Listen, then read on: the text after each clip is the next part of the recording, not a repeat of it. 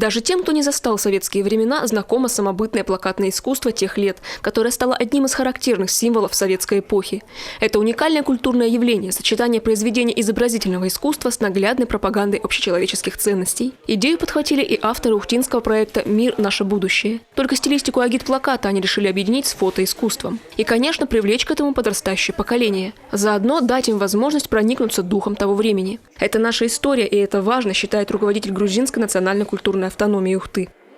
Если мы детей не будем учить, мы не будем к ним ходить в школах, в садиках, они откуда будут знать, как жили или живем все рожденные в Советском Союзе. Когда мы говорим, что Советский Союз, мы, наверное, имеем в виду, что наш общий дом всех национальностей. Тогда было 15 братских республик, и сегодняшний день они так есть.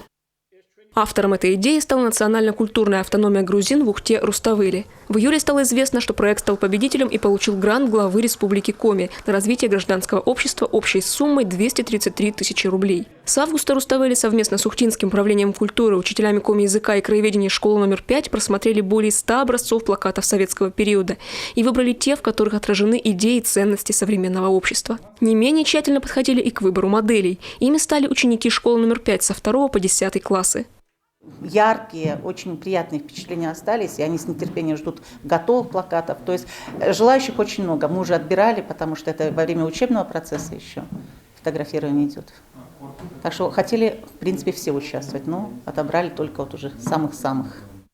Без помощи и рекомендаций фотографа тоже не обошлось. Идейное наполнение осталось с советских времен, но технически адаптировать под современность задача непростая. Отобрать модели, костюмы, продумать детали – все это легло на плечи творческой команды – фотограф, ретушеры. Фотосессия проходит 3 дня, фотостудии в интерьерах школы. Основная сложность в том, чтобы работать над воплощением такой задачи с непрофессиональными юными моделями, делится фотограф. Сложность именно попытаться им вот разжевать это все и донести, а что вообще мы показываем, зачем мы это делаем, для кого мы это делаем.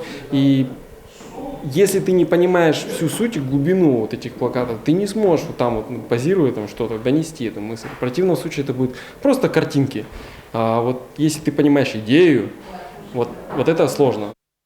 Процесс съемки – основная, но не последняя часть воплощения идеи. Впереди большой труд целой команде по обработке фото. И только потом подготовка выставки. Она откроется в школе номер 5. Но экспозиция планируется передвижной и будет перемещаться по разным учебным заведениям, чтобы напоминать школьникам о ценностях, которые актуальны во все времена, в любых воплощениях.